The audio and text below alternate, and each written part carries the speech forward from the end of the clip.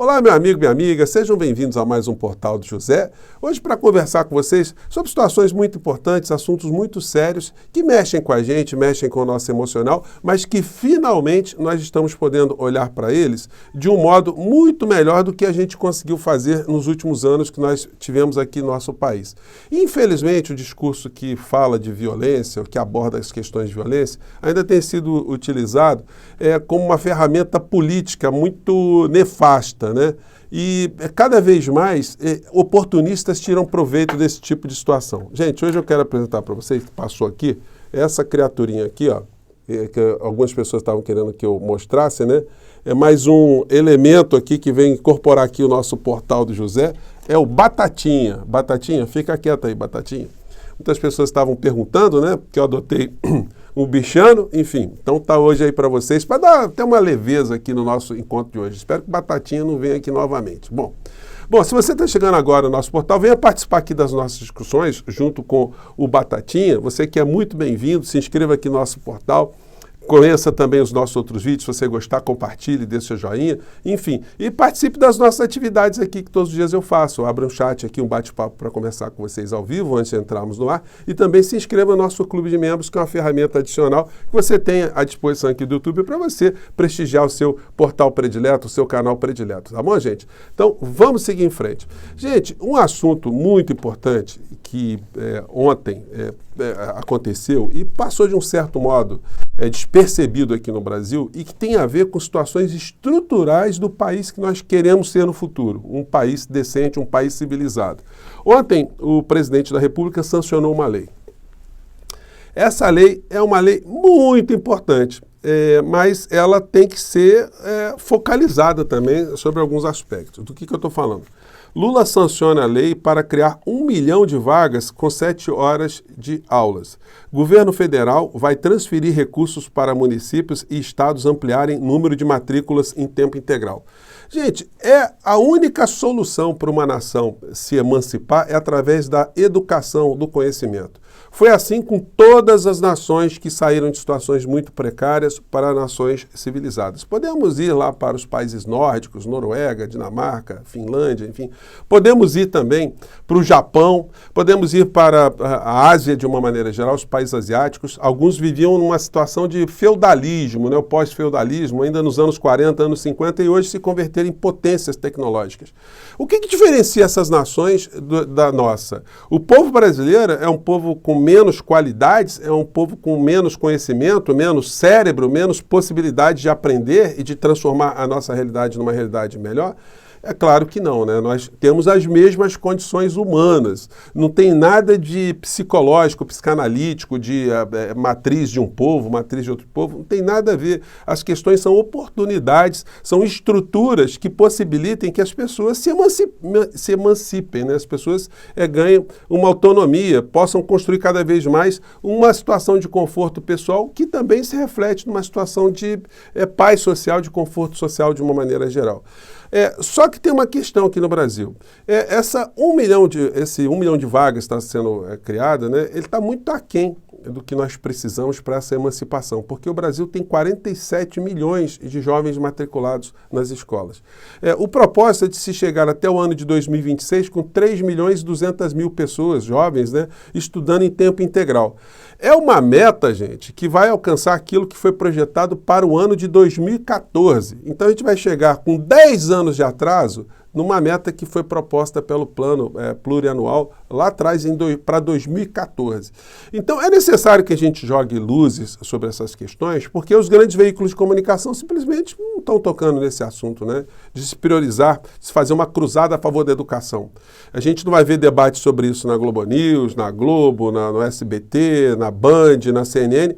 Ninguém vai se ocupar disso, dessa importância de se ter uma nação escolarizada, uma nação que vença todos os seus atrasos para se converter numa nação que possa competir, como outras nações fizeram, né, com um mundo melhor, esteja no mundo melhor, no mundo mais civilizado. Nós precisamos sair dessa posição de Brasil colônia, Brasil que só exporta commodities, para processar, para fazer produtos aqui no nosso país, porque nós temos condições para isso, né? Enfim, mas é uma situação meritória. Agora, a gente precisa jogar luzes sobre essas questões. O nosso canal tem essa responsabilidade, né? Para apontar para onde é que nós devemos e podemos chegar. Vocês poderiam pensar, pô, mas tem dinheiro para isso? Dinheiro tem, só que o dinheiro do orçamento do nosso país, a maior parte é designado para pagar juros da dívida. 48% do orçamento todo vai para rolar dívida, pagar dívida, e 3% para a educação. Um país que gasta muitas vezes mais com pagamento de dívida do que com educação, de fato a gente vai ficar patinando, enfim. Mas espero que essa questão seja colocada cada vez mais em debate aqui no nosso país. Lula sanciona a lei para ampliar a oferta de vagas na educação básica em tempo integral. Precisamos tirar muito tempo atrasado, né? Bom, aí virando um pouco a página, entrando no outro assunto, PGR pede relatórios da ABIN e Aras vê fato novo para reavaliar condução de Bolsonaro na pandemia. Gente, esse fato se deu no sábado. Somente hoje a grande imprensa começa a tratar desse assunto. Ninguém falou absolutamente nada. Vamos ver agora se o Grupo Globo entrando para informar a sociedade que isso aconteceu. Se Augusto Aras agora está mirando a figura do ex-presidente da República, o inelegível, se alguma coisa acontece, né? Porque o que nós estamos vendo é premiação do genocida depois de tudo que ele fez contra o povo brasileiro, enfim, com a omissão absoluta da Procuradoria-Geral da República. O que tudo indica, o senhor Augusto Aras está querendo uma recondução, né? Está trabalhando firme para isso. Mas se depender do nosso espaço aqui, de outros tantos que a gente tem contato, nós vamos fazer uma campanha permanente para que isso não aconteça. É o Brasil dar um salto gigantesco para trás. Bom, e aí o inelegível, enfim, ele continua dentro dos espaços, né, que estão sendo permitidos pela falta de comunicação de assuntos governamentais, porque a gente tem sempre feito essa observação, aparece sempre o oportunismo, o pilantra, o estelionatário de uma maneira geral. E ele veio a público, mais uma vez, fazer uso do discurso da violência como uma ferramenta política dos inescrupulosos, né? Ministro de Lula quer investigar polícia de São Paulo por ter sido agressiva na caçada a bandido que matou PM. Aí ele coloca embaixo, não precisa queria dizer ser, né, mas ele escreveu sem. Não precisa ser um expert para entender os motivos da reclamação mais de um cupincha do descondenado. Reação imediata que não parece proporcional ao crime cometido. Gente, qualquer pessoa em sã consciência atesta exatamente isso. Morreu um policial, um trabalhador, enfim, foi assassinado numa situação ali absolutamente estranha, né? Um tiro de longe, que tudo indica. E, na sequência, nós temos 10 mortos numa comunidade. Está se falando hoje em 19 mortos, esse número pode chegar até essa marca, né? Terrível, enfim, com as pessoas todas da comunidade que têm falado, dizendo que houve ali uma série de violências, enfim. São situações que merecem uma análise correta, uma análise honesta, né? Mas que exigir que essa gente faça análise correta de alguma coisa é muita ilusão, né? O Dudu Bananinha também está envolvido aí com situações de malversação de dinheiro público, né? Viajou para a Argentina, gastou dinheiro público para corromper, né? Ou para participar de uma tentativa de fraude no nosso sistema eleitoral, enfim, a questão que precisa ser levantada também. E ele também publicou alguma coisa nesse sentido, né? Está aqui atacando mais uma vez o governo. Bom, gente, e os policiais, né, muitas redes, reverberaram isso, a parte adoecida da sociedade brasileira, vê isso com muitos bons olhos, né, eliminar pessoas suspeitas, comunidade, favelas, enfim. Perfis nas redes sociais atribuídos a policiais celebram mortes no Guarujá. Gente, é o discurso que distrai a sociedade, ou as sociedades de uma maneira geral. É um fenômeno recorrente em países com grandes abismos sociais. Situações de violência como essas não acontecem nos países que equalizaram as suas desigualdades. Países como a Noruega, a Normandia, Finlândia, Dinamarca, enfim, países europeus, países da Ásia, o Japão, enfim, China, Coreia do Sul, enfim, todos esses países não têm esse tipo de situação. Olha só, isso aqui é uma foto de uma prisão em El Salvador, um país que tem pouco mais de 6 milhões de habitantes e que tem uma superpopulação carcerária gigantesca.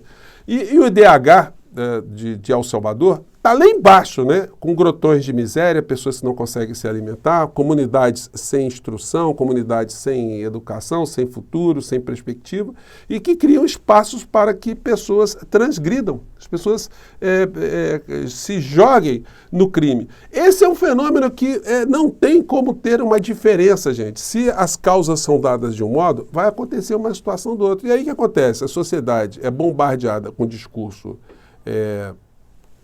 que a violência tem que ser combatida com violência, você fica focado naquilo, você não quer saber de ninguém fazendo violência, então você acha que tem que combater com a violência. Surge oportunista falando desse assunto e a coisa vai cada vez mais distraindo a sociedade dos seus principais problemas educacionais, sociais e econômicos. Tem uma matéria que eu vou compartilhar com vocês aqui da BBC News, que diz que onde ficam as prisões mais superlotadas da América Latina. Vocês vão ver que os problemas são corriqueiros na América Latina inteira, né? E aí, gente, para mostrar para vocês aqui, as cenas estão aqui, né? Para mostrar para vocês o que acontece e como é um fenômeno recorrente, vou colocar para vocês aqui um trecho aqui de um documentário do Walter Salles chamado Notícias de uma Guerra Particular.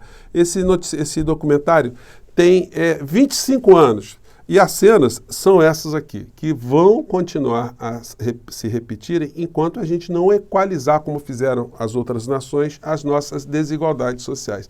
Esse é o fato, gente. Vamos acompanhar aqui um trecho. Nós temos um caos aqui dentro. Os garotinhos tudo com 15 anos, entende? Não sabe quem faz a liderança, um dá tiro com o outro. É uma estupidez permanente, juiz com Sig Sauer, garoto com uma R15. As cenas são de 25 anos atrás, né? O traficante está fugindo pela janela. Olha, Serginho, os policiais não param de atirar. Agora tem outro traficante tentando escapar pelo lado esquerdo. Ele vai pular, atenção.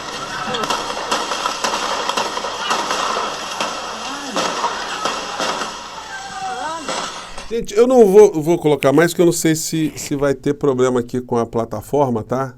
Enfim, mas eu vou colocar esse vídeo todo disponível para vocês verem que o assunto vai ser um eterno enxugar de gelo se essas questões não forem enfrentadas no seu cerne, na desigualdade social, a má distribuição de renda, a criação de cada vez mais de contingentes gigantescos de pessoas excluídas da sociedade. Então o cara nasce como bicho, ele se alimenta como bicho, ele é tratado como bicho, ele dorme como bicho, aí ele vem para o asfalto, né?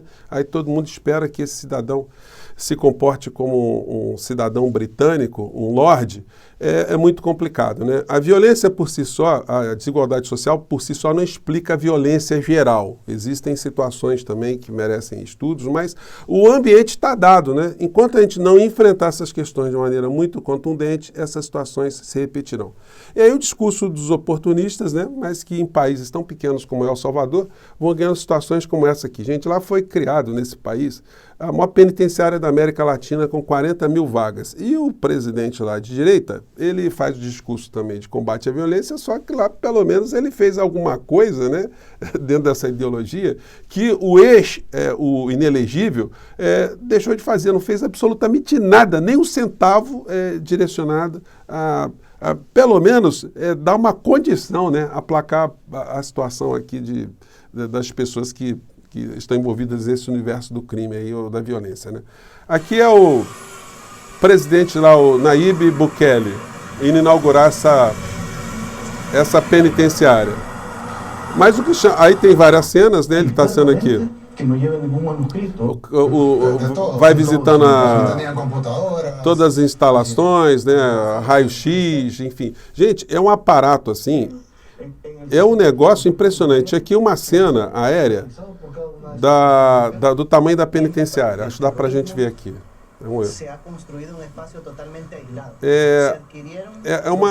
É um negócio mastodôntico, gente. É uma penitenciária que tem o tamanho equivalente a 23 hectares, né, equivalente a 7 campos de futebol, estádios de futebol.